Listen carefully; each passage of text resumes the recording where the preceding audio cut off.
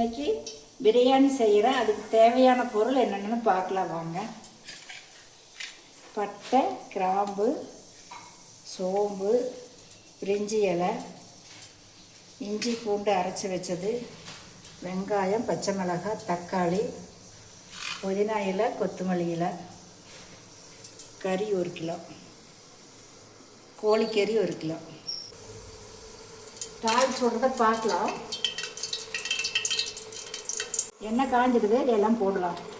பட்டை, கிராம்பு, சோம்பு, பிரிஞ்சி இலை,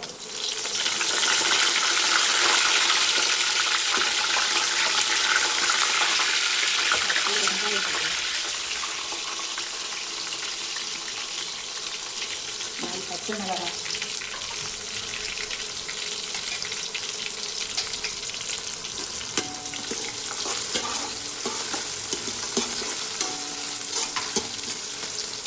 பச்சை மிளகாய் 4 கீரை போட்டுக்கிறேன்.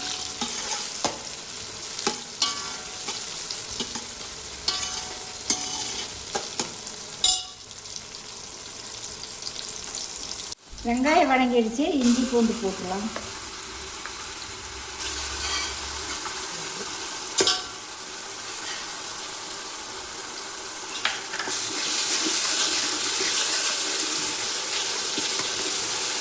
இஞ்சி பூண்டு பச்சை வாசனை போட்டு அப்புறம் தக்காளி போட்டு வதக்கி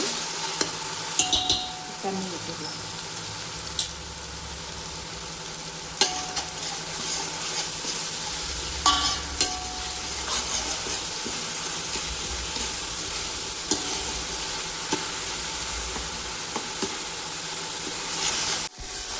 இஞ்சி பூண்டு வதங்கிடுச்சு, புதினா இலையும் கொத்தமல்லி இலையும் போட்டுடலாம். போட்டு வதக்கிட்டு புதினா வதங்கிடுச்சு, தக்காளி போட்டுடலாம். தக்காளி வதங்கின முன்னாடி தண்ணி ஊற்றிடலாம்.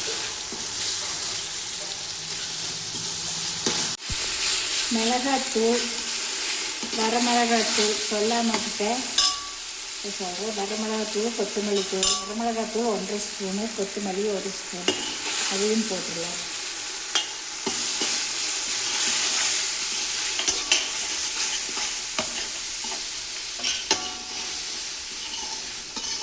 நல்லா வதக்கிட்டு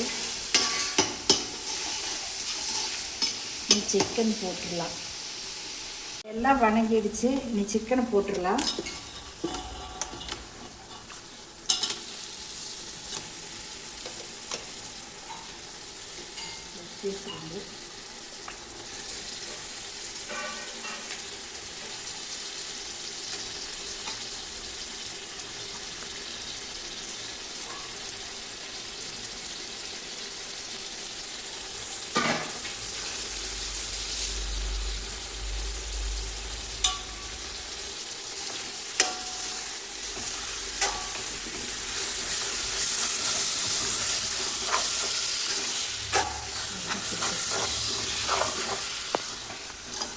கறி வதங்கிடுச்சு.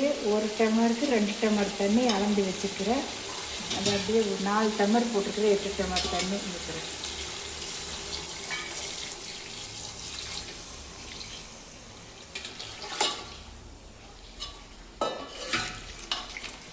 கறி வேகட்டும். வெந்த பின்னாடி அரிசி போட்டுக்கலாம். அது வரைக்கும் வெந்துட்டுருக்கட்டும். கறி 3/4 பதம் வந்துடுச்சு, அரிசி போட்டுடலாம்.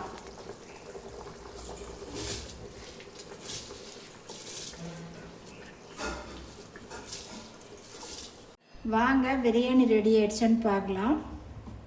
பிரியாணி பொடி சொல்கிறதுக்கு மறந்துட்டேன், அதனால் நான் போட்டுட்டேன். நீங்களும் போட்டுக்கோங்க. பிரியாணி நல்லா ஆயிடுச்சு. கொத்தமல்லி தழை போட்டு இறக்கிடலாம்.